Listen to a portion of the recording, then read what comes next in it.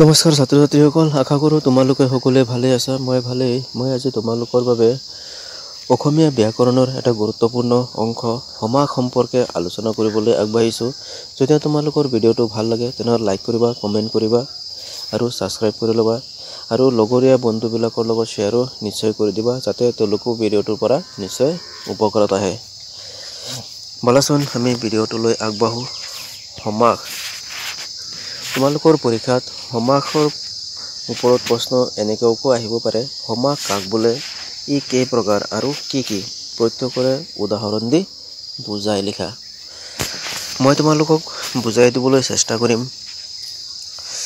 বলাচোন আমি ভিডিঅ'টোলৈ আগবাঢ়ো। উত্তৰটো তোমালোকে এনেদৰে লিখিব পাৰা।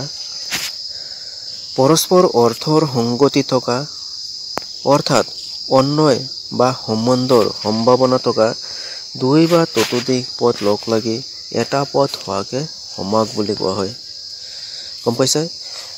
পৰস্পৰ অৰ্থৰ সংগতি থকা হ'ব লাগিব আৰু সম্বন্ধৰ সম্ভাৱনা থকা দুই বা ততোধিক পদ যেতিয়া লগ লাগি এটা পদ হ'ব, তাকে কি বুলি কোৱা হৈছে? সমাস।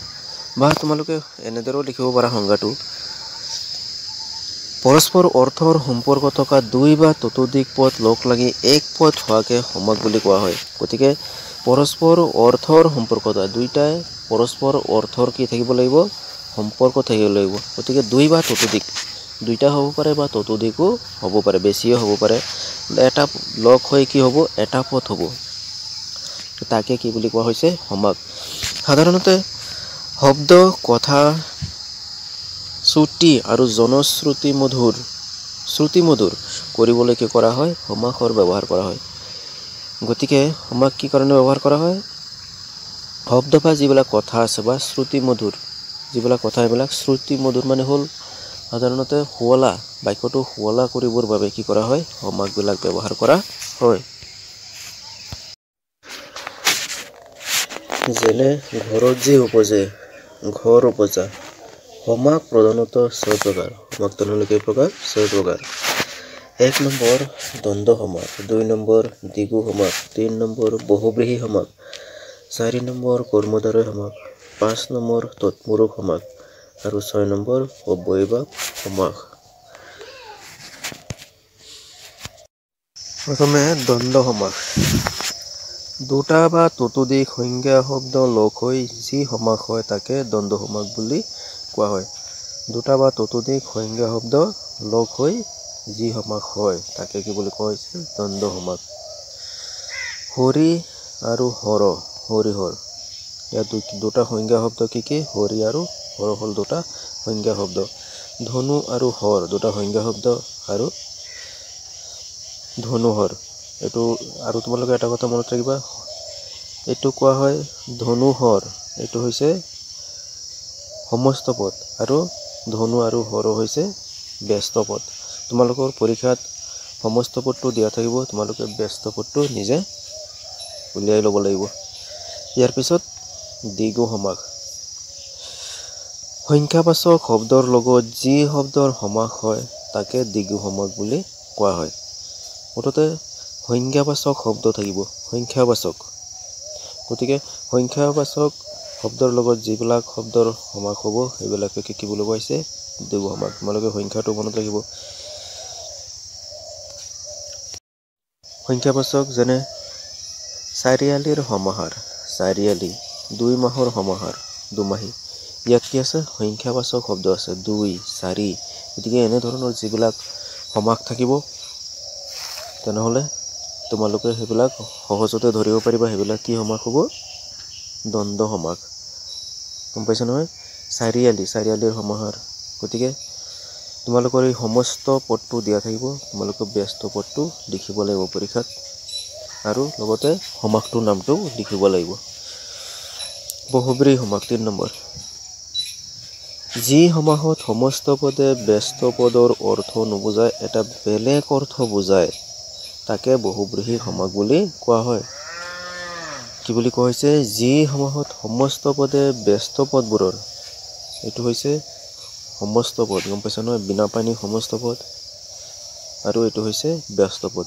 যি পদ সমাসত সমস্ত পদে ব্যস্ত পদৰ অৰ্থ নবুজায় বেলেগ এটা অৰ্থ বুজাব। যেনে বিনা আছে পানী জাৰ, বিনা পানী, কিন্তু বিনা পানী কাক বুলি কোৱা হয়? সৰস্বতী। বেলেগ এজনক বুজাইছেনে নাই? সেইকাৰণে এনেধৰণৰ যিবিলাক সমাস থাকিব সেইবিলাকেই হ'ব বহুব্ৰীহি সমাস। পদ্ম আছে নাভিত জাৰ, পদ্মনাভ বুলি কাক কোৱা হয়? নাৰায়ণ। এনেকুৱা ধৰণৰ সমাসবিলাক কি সমাস হ'ব? বহুব্ৰীহি সমাস। 4 নম্বৰ কৰ্মধাৰয় সমাস। যি সমাসত ব্যস্ত পদবোৰ বিশেষ্য আৰু বিশেষণ ৰূপে যোগ হয় তেনে সমাসক কৰ্মধাৰয় সমাস বুলি কোৱা হয়। দীঘল যি হাত, দীঘল হাত। ব্যস্ত পদবোৰ, এইটো হৈছে ব্যস্ত পদ। দীঘল যি হাত হ'ল ব্যস্ত পদ। এই ব্যস্ত পদটো চোৱা, দীঘলটো কি পদ? বিশেষণ পদ, আৰু হাতটো হৈছে বিশেষ্য পদ। গতিকে এনেকুৱা ধৰণৰ সমাসবিলাক তোমালোকে মনত ৰাখিব লাগিব। দীঘল হাত, এইটো কি বুলি কোৱা হয়? সমস্ত পদ, আৰু এইটো হ'ল ব্যস্ত পদ।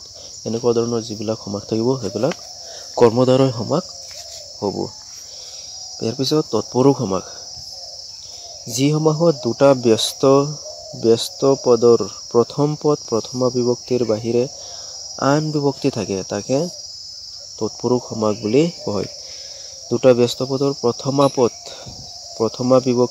পদটো প্ৰথমা বিভক্তিৰ বাহিৰে কি থাকিব? আন বিভক্তিবিলাক থাকিব। প্ৰথমা বিভক্তিৰ বাহিৰে বাদ দি আন বিভক্তিবিলাক থাকিব, সেইবিলাকে কি হ'ব? তৎপুৰুষ সমাস। মাতৃপূজা। আমাৰ প্ৰথমা বিভক্তি কি আছিলে? এ আৰু হচি। লিখি দিছোঁ, তোমালোকে মনত ৰাখি ল'বা। গতিকে এই দুটাৰ বাহিৰে বাকী যি বিভক্তি থাকিব সেইবিলাক বিভক্তি যোগ হ'ব। গম পাইছে নহয়? যেনেকৈ মাতৃক পূজা, এইটো কি বুলি কোৱা হৈছে? ব্যস্ত পদ, আৰু এইটো হৈছে সমস্ত পদ।